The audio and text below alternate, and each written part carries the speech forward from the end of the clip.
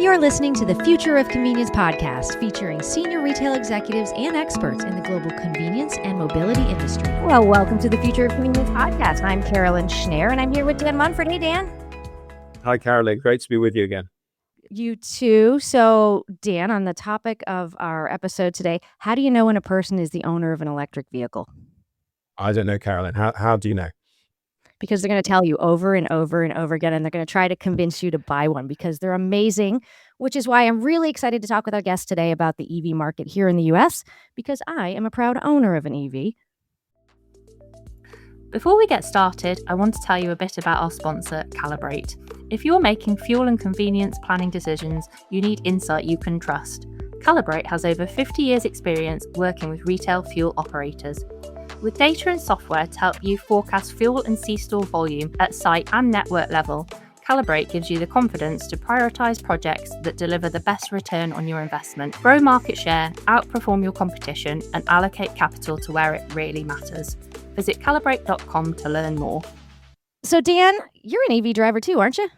Yeah, I have been. I've got a proud owner of a Tesla Model 3, and I'm probably guilty as charged, Carolyn, of talking about it a lot when, without being asked. They are interesting, and I think they're very different from ICE vehicles in how they drive, how you use them, and obviously how you fill them up with electrons, of course, rather than fuel. So I'm extremely interested in this topic, and as you know, this is something that Insight Research has been researching for a decade now, really, looking at the growth of EVs in different markets around the world. So yeah, it's going to be really interesting to focus a little bit more on the US market today. Oh, for sure. I've been driving mine for about a year. I have a Volkswagen ID4, and I love this car. And I am super excited to welcome our guest today and dive into more on her thoughts on this. And today we have Rachel Moses, the Senior Director for Sales, Marketing, and Business Development at Electrify America. Now, I followed Rachel on LinkedIn, crossed paths several times over the year, and was super intrigued with her 2025 road trip, where she was challenged by a fellow follower to take a long EV road trip, and immediately reached out to her because I saw this video, and I was super excited to have her on the show. And here we are. So welcome, Rachel. Thanks for coming on. Thank you so much for having me, Carolyn. That was a lovely introduction. And Dan, so lovely to meet you. So before we get to the road trip, because I'm going to have my own going up and down the East Coast pretty soon, and I need your tips, just tell us a little bit about yourself and Electrify America, please. Great. Thanks, Carolyn. So Electrify America is one of the largest ultra-fast DC fast charging networks in the US. We have over 5,600 individual chargers, which equates to almost 1,100 stations across North America. We operate in 47 states plus DC and 7 Canadian provinces. And in 2025, we had drivers across the network completing over 20 million charging sessions, which was a 21% year-over-year increase from 2024. So we are pushing a lot of gigawatt hours.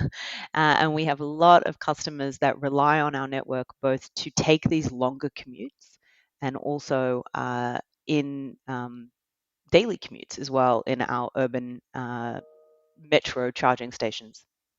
That's really it. It's very impressive, Rachel, just in terms of the scale of your network and obviously across North America, not just the US market.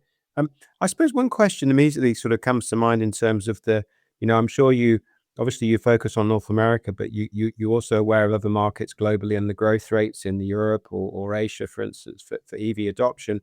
Where do you feel the US and the North American market is in terms of the rate of growth? And do you see that rate decelerating, accelerating? I mean, what's your sort of overall impression of that? So we're definitely facing headwinds that the industry hasn't seen before, but we continue to see demand growing. And we, especially in the North America market, are watching very closely all of the technology improvements that we're seeing from manufacturers in China, but also across Europe, where the battery technology is improving, range is continuing to improve, and those vehicles are still making their way to the US, and the demand continues to be there for them. So whilst the weather perhaps at the moment appears a little stormy, the climate itself is not as negative. And we feel confident with the rate of growth that we continue to see over these next few years.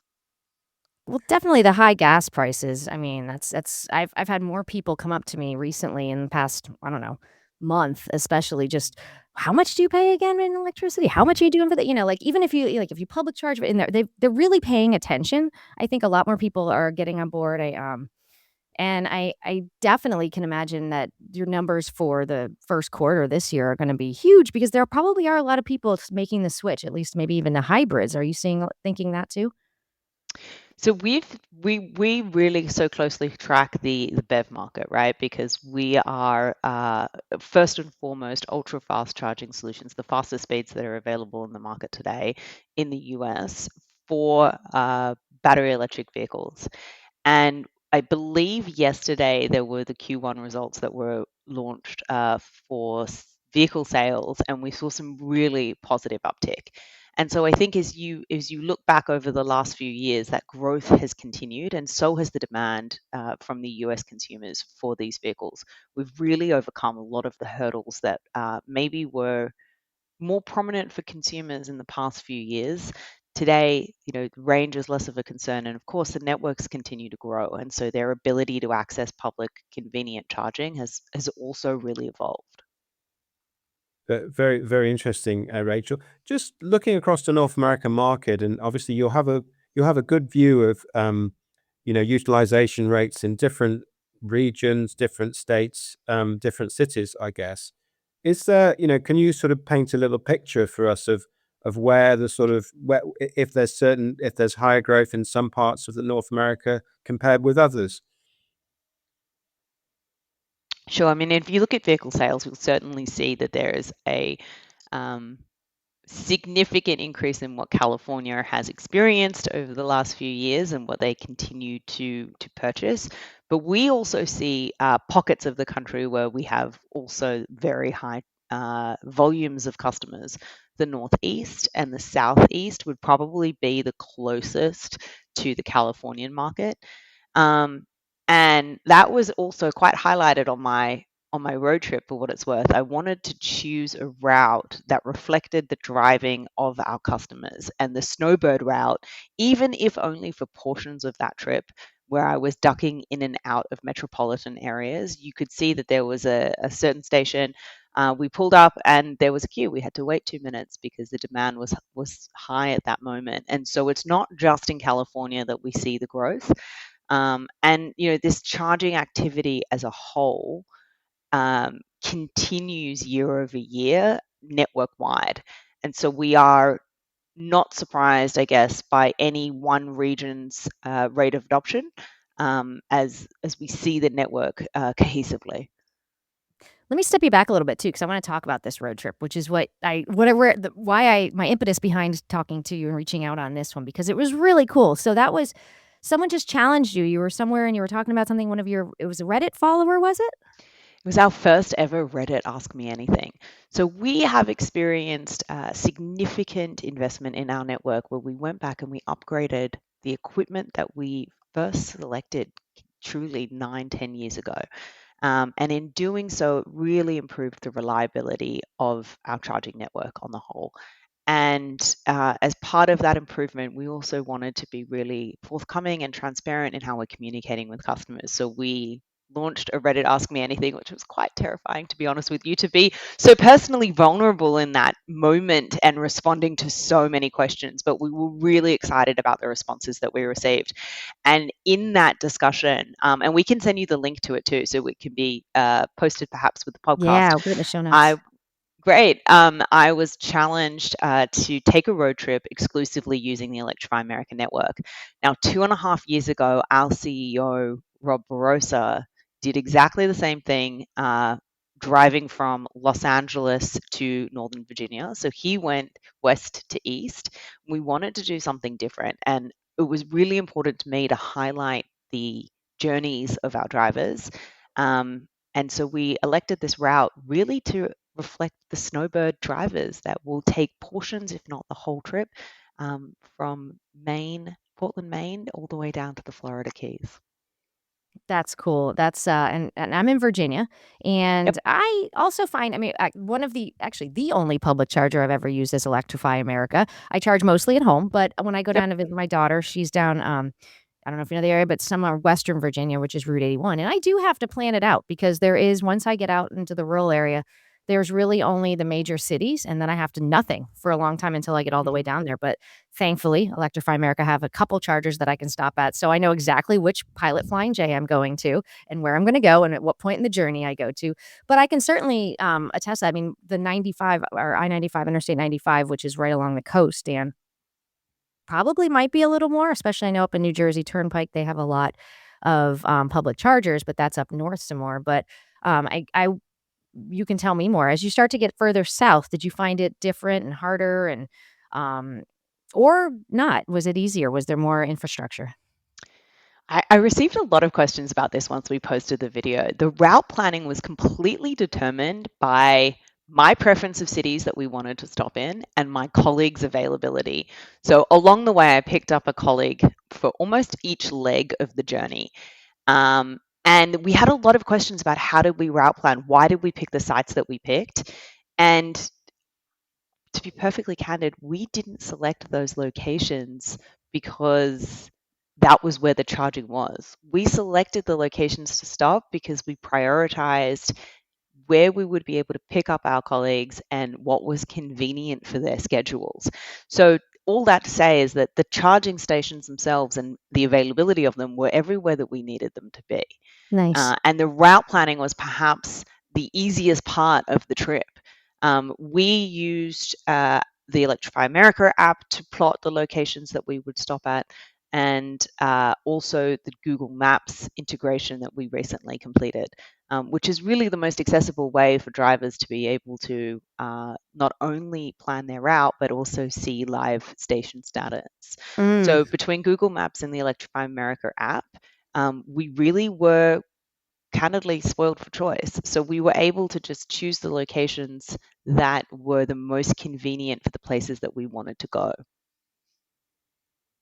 Maybe Rachel, Carolyn, I could chip in just to sort of give a bit of European context to some of this conversation. I suppose in a way we can see sort of phases of adoption for EV network investment in different regions of the world, can't we? And sort of relative phases of maturity in some parts of the world, which are a little bit further on. I mean, I think particularly looking at the European market, what in the early days, and this is electric trucks are going through a similar sort of early phase of adoption in parts of Europe now, Rachel, as you'll be aware. But if we think back to sort of the early days of EV adoption, phase one is almost we need a network in order for this to happen, and we have to get that network on the ground.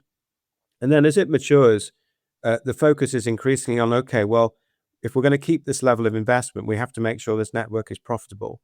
And the operators are making sufficient return on investment to their charges that they're putting down. Becomes a more mature charging infrastructure at that point where there's sort of good return on investment.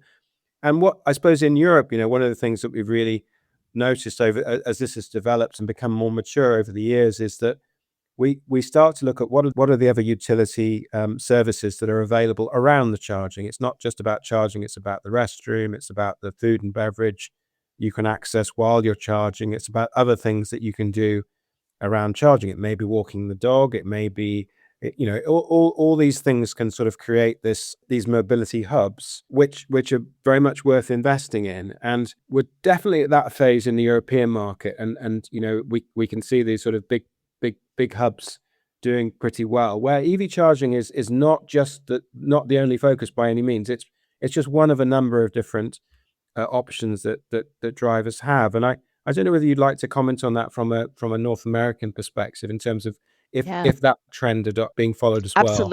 Absolutely. So when we launched Electrify America in 2017, we were deliberate about locating our investments at places with strong amenities. Prior to that, I'll tell you, maybe 3, 4, 5 years earlier, I've been in this industry now over 15 years.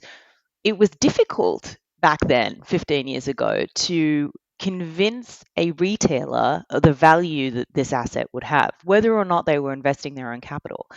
And so often it was a utility or a municipality that would be a hand raiser, which meant that you were installing in a location that was not convenient and did not bring other amenities to the driver. So we were deliberate from 2017 and building out a network of ultra fast charging that at the time, the only alternative in the North American market was Tesla, which at the time was also completely closed. It was only for Tesla vehicles. And so we wanted to build out the network nationwide. And I would say to people back then, look, as an Australian, nobody in the Australian consumer world of choosing a vehicle is going to say, but can I drive across the country? Because they're not doing that trip. It just doesn't happen. But in the US, it was essential to move adoption to be able to show people, you know what, if you wanted to, you could. So building out that highway network was one of the first things that we did, and we did that deliberately with retail partners so that it was always in a location that was coupled with strong amenities. If there wasn't sufficient lighting in the portion of the parking area we were investing in, we would bring that lighting in. And then as we continue to evolve, you're absolutely right. Profitability for a CPO is essential, right? We're not we're here to make a sound business and to be able to grow our investments strategically and thoughtfully. And so then we really also started to look at, okay, how can we ensure that we are investing in the right locations that are going to have the right level of utilization and also have the ability for us to scale. And one of the businesses that we've been in now for about 5 years is a white label business. And that has allowed us to provide all of the solutions that we offer for ourselves to those that are looking to invest in EV charging. And the predominant partners that we have there are retailers and convenience stores. So you see in my road trip, I go to Costco. Which was wonderful because we were able to stock up on treats and have a hot dog, but also you can see the charging stations are branded Costco. They're owned and operated by Costco. And to your exact point, that is one of a mix of fuels that they offer. And so the value to them is their customers being able to refuel either in an EV or with gas, and then also enter the amenity in the store that they have. So we've definitely seen this shift towards how can we ensure that that investment is profitable, but it is almost always, if not entirely, coupled with the right amenities that have a convenience for drivers and then a value as well, not only for us as a CPO, but for those that we are providing turnkey solutions to where they are the owner and operator of our solution. I'd really endorse what you just said, Rachel. I think that, based on the experience we've seen in Europe, that makes perfect sense. I think the other interesting point you make is around white label as well, because again, looking at markets like Norway in the early days, the chargers were branded, but had the CPO brand on them, and then you'd have perhaps a Shell brand or a different Circle K or something else next door to it. And what those retailers found is that their teams, their store teams wouldn't see the chargers as their responsibility if there were problems, but the drivers always would. And so that it does make sense for everybody to have your brand on your chargers.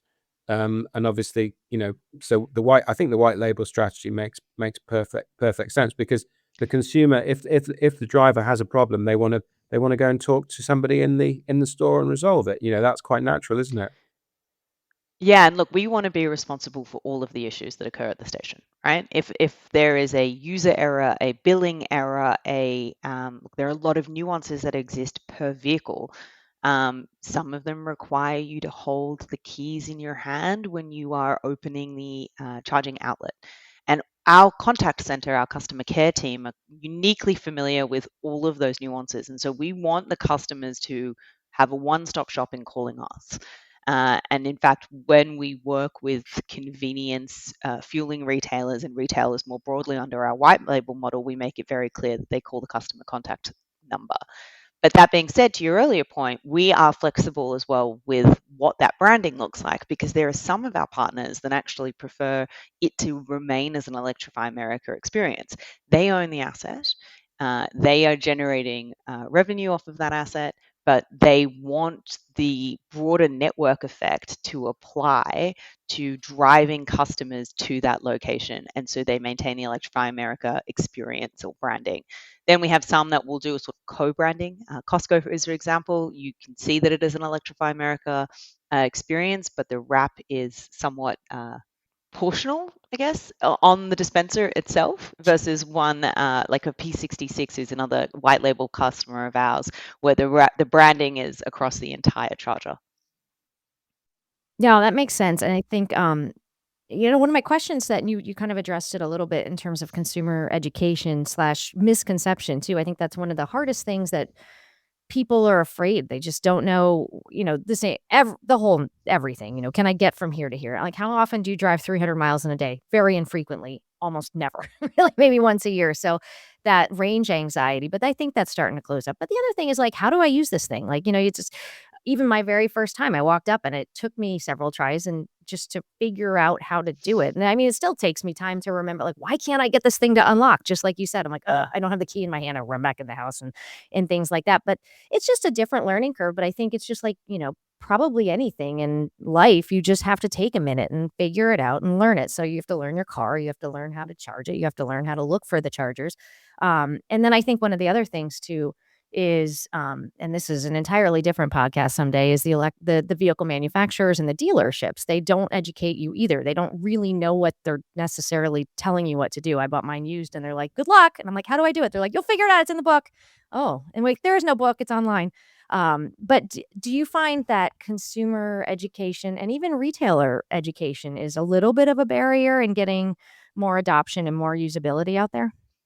It has improved. I will say that. And I will say as well, what we did deliberately some years ago, which now has, I think, challenges perhaps for the very first time that somebody is charging, is that we created multiple ways for you to initiate a session. It might be that you just use a credit card at our point of sale terminal. It might be that you use our mobile app. It might be that you use the vehicle's mobile app. Maybe plug and charge is enabled on that card, and therefore you can plug in seamlessly and connect. But prior to that, you need to initiate or set up the plug and charge plan, which maybe occurred at your dealership or maybe it didn't. And so in an effort to have these various ways to seamlessly charge, there is this point in time that is, well, which one am I going to use for your very first time? And I think that can cause consternation for drivers. And that is where there is opportunity to continue educating folks on, like, what is that very first charge experience going to look like? And often we see as well that this is the majority of the calls that we have that are around user error to our contact center is, it's my first time charging. I heard about plug and charge at the dealership, but I don't know that it's set up. Or I can see now that I can use my credit card, but actually I don't want to. And so getting that initial experience aligned, from there we see that much of that hesitation evolves. And I would say that is probably the biggest opportunity for education that we still have. Range anxiety itself has definitely evolved, as has, the concern or the consternation that reliability would be an issue. Oh, I'm going to get to a charger and maybe it's not going to work. We in particular have invested heavily in upgrading our network to remove those legacy assets that we had that, quite frankly, was so early in the market and did not have the diagnostic capabilities for us to be able to ensure that the experience would be a positive one. And with that hurdle, I think, also overcome, what remains is what is going to be the way in which I authenticate, knowing that there are these vast options and they can vary by vehicle, and really giving drivers the confidence on that first charge in a public charging station. And after that, I think it really, really improves. And a follow-up question to that would be, do you work with the retailer, the host retailer, to just at least educate one or two people so they know what to do? Or do you have like a whole build out? The education, sorry to cut you off, but the education that we give to them is call our contact center. We want to be the ones that are taking that burden from the retailer entirely. We operate this equipment, we can remotely start it.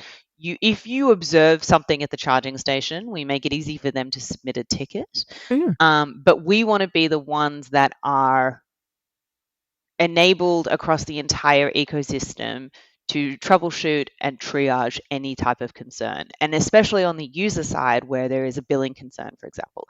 If their credit card is not up to date in our app or in the automotive manufacturer's app, we wouldn't expect that the person inside the store would be able to assist with that. So the guidance that we give them is call our contact center number. That's helpful. Yep. I suppose last question from me really, Rachel, is obviously when you talk to US retailers and consumers about EVs, the thing they always mention and have done for years, and I'm sure it's a broken record for you, is, but we do these long road trips in the US and we need the longer range.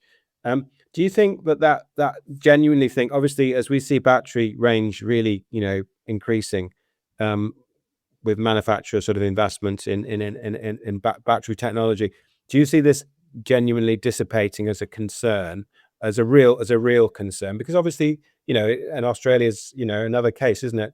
But you don't see that long distance travel in Australia so much, but you do in the US. It's a genuine point. But do you see that concern dissipating now?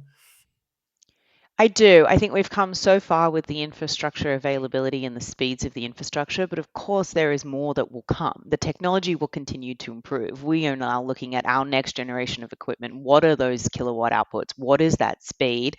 And then also what is happening on the vehicle side? To your point, we're continuing to see this investment. You mentioned you're familiar with what's going on in China. We're seeing this technology improved. And so we can only expect that those speeds will continue to get faster and more convenient in terms of how long are you actually charging for.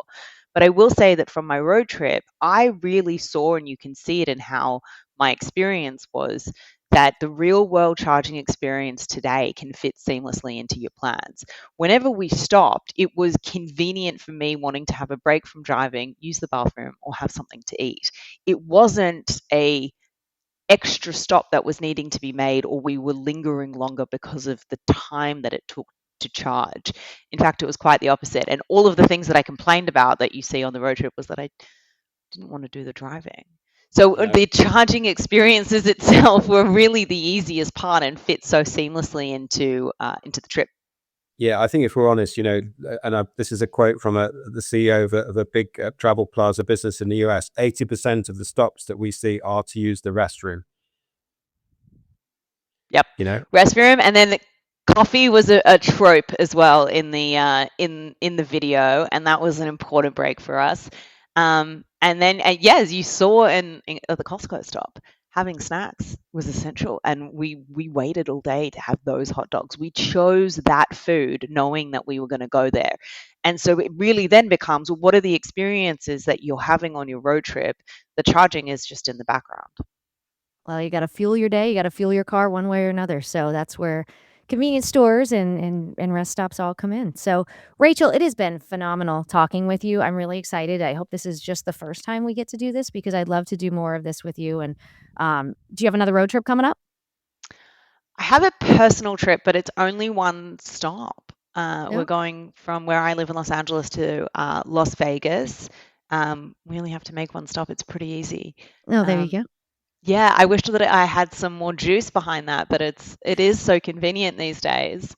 It certainly is. Well, I'm going to be doing the Northeast down to South Carolina, and it's about 9 hours. So there will be several stops, but there will be the electric vehicle taking us down there. So, Rachel, Dan, thank you so much. This is a topic near and dear to all of our hearts, obviously. But like I said, I'd love to have you on again. We'll talk some more year, and I think that even another year from now, things will be even greater and different, and it'll be fun to hear your take on it. So thanks again for joining us.